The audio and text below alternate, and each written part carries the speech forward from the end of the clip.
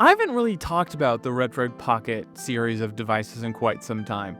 They have made some amazing stuff over the years, and the most recent handhelds, the Retroid Pocket 5 and 5 Mini, were amazing. Just a little underwhelming and slightly overpriced, and just a little bit more generic and so much more similar to what's currently available, but they were still pretty good, and they were relatively a decent value when compared to some of the most similar other devices, particularly from iNeo and Ambernick.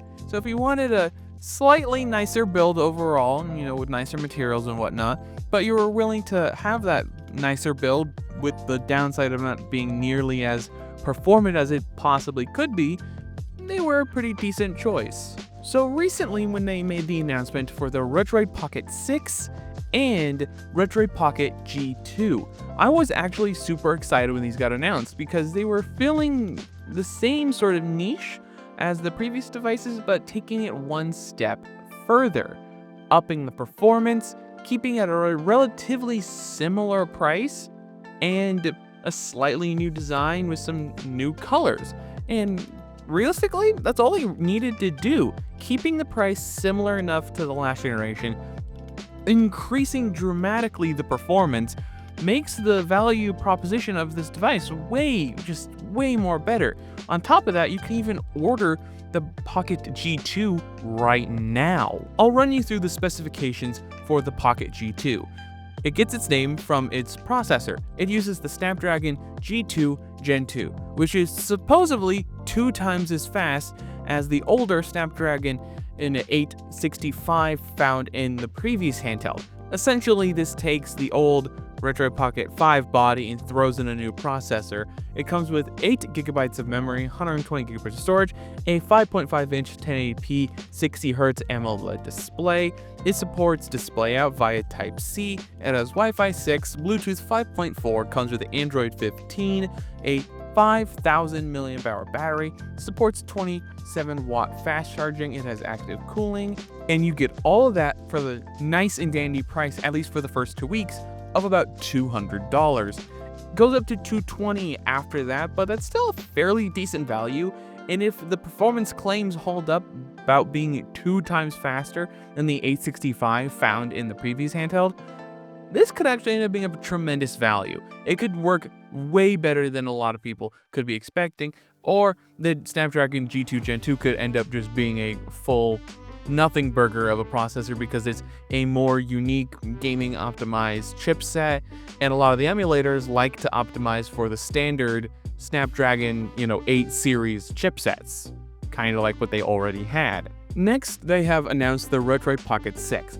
It is a refinement of the design we've seen before, looking very similar to like a PS Vita sort of format, which I actually very much appreciate. I really do like the black version that they have shown their colorway for, and the one I have in the thumbnail, the white with the rainbow buttons, I also really like.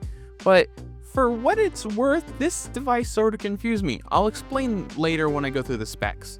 For processor, it has the Snapdragon 8 Gen 2, the same 5.5-inch AMOLED 1080p screen, though at 120Hz, comes with 8 gigs of RAM with an option to come with 12. It comes with 128GB of storage or 256GB of storage, a slightly larger battery than the G2 starting at 6,000 mAh. Charging speed is about the same at 27 watts. It uses Wi-Fi 7, but a slightly older version of Bluetooth with Bluetooth 5.3, which is odd. Type-C interface again, display out, alt mode, SD card, pretty standard stuff. But the thing that really baffles me the most is that it comes with Android 13. And for that is a little confusing because the G2, the weaker, cheaper system, comes with Android 15. It doesn't really matter a whole bunch, it's not like super crazy old, but it is odd that it's a few years out of date now alongside all the other current devices that they're releasing. It just seems like an odd choice. It could very well end up being a typo, or you just update to Android 15 after the fact. It could have something to do with that they're using the 8 Gen 2 chipset. I'm assuming it's very similar to the Snapdragon 8 Plus Gen 2, which came out a handful of years ago now, and it's the same one that we find in the Odin 2 lineup of devices. So for the price point this is hitting, it just kind of doesn't make a whole lot of sense. Pre-order price for the 8GB is $210, and for the 12GB for the pre-order price, it is $260. But when they're at full retail, no pre-order benefit or discount or whatever, it is $230 for the 8GB and $280 for the 12GB. And if this is practically the same thing as what we've seen with the Odin 2, I don't see a huge amount of reason to go with this unless you particularly like the smaller form factor, because the Odin 2 at about $300, yes, is a little bit more expensive, but you are getting a larger screen and slightly more ergonomic, and depending on what you care about most, that could be all you need to justify spending the extra 30 bucks. It also helps that those handhelds are also more generally available on sites like Amazon. I've never really seen Retroid devices at least maintain their MSRP when they enter Amazon Marketplace. At the $230/$210 price point for the 8GB though, that is where you start grabbing my attention. Though it kind of doesn't make a ton of sense at the same time. That's only a $10 price difference between the G2 and the base model Pocket 6. I kind of feel like the Pocket 6 8GB is going to start cannibalizing the G2's price point, and people who want to buy that might as well just buy the Pocket 6, because that G2 chip is not going to be nearly powerful enough to compete against the 8 Gen 2 found in the Pocket 6. It just doesn't make a ton of sense when 10 bucks more you get a better overall device. Not even simply, oh, it's more powerful, it's also like 120 hertz refresh rate on that screen. Granted, everything else about it is practically the same. So it really depends on what you care most about. Do you want to save $10? Do you want to get a little bit extra performance for barely any amount of extra investment, and on top of that getting an amazing screen? It's a little confusing. It does definitely feel like the G2 is going to get practically shut down, and they're not going to be selling any more of it once this Retroid Pocket 6 fully releases. You can currently begin pre-orders for the Retroid Pocket 6, which is really cool that they had it tied in with the announcement.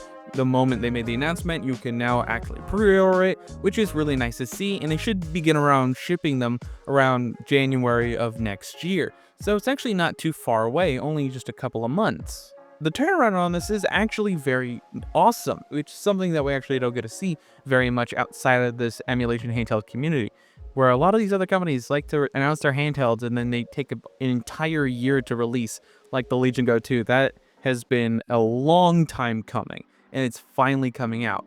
Opposed to this, where they made the announcement yesterday, pre-order is available today, so go ahead and pre-order if you're at all interested, because I think this is genuinely a very interesting handheld. But getting the 12GB model does push it up higher in terms of price, making you look at similarly priced options like the Odin 2, which I think would be a better handheld and should hopefully offer the same or probably better performance in comparison, making spending that extra $30 or so feel way better. The G2 is very compelling, assuming when the Retroid Pocket 6 comes out, hopefully maybe the G2 would see a price cut and maybe make it more competitive so the two devices don't cannibalize each other's sales, or making people upset or confused on why there's only a $10 difference between these two handhelds, and just making it more clear what kind of markets these two handhelds are serving. Because I think the G2 would do really well at that sub $200 price point. Not saying it needs to be like $120 or something like that. Maybe like $180 would make it more easy for people to discern which device is better, and just having a nicer, cheaper option put in deeper competition against Embernick. I would love to hear what you guys think about this though. Are you at all interested in the Retroid Pocket 6? Are you getting the G2? Are you really excited for this new crop of emulation handhelds we're starting to see? All that more down below, and if you're at all interested in the things I talked about in this video, hopefully some affiliate links will be down below. If you click on those, they go a long way in helping support the channel. And last but not least, all the other social media garbage down below. And as always, have a wonderful day.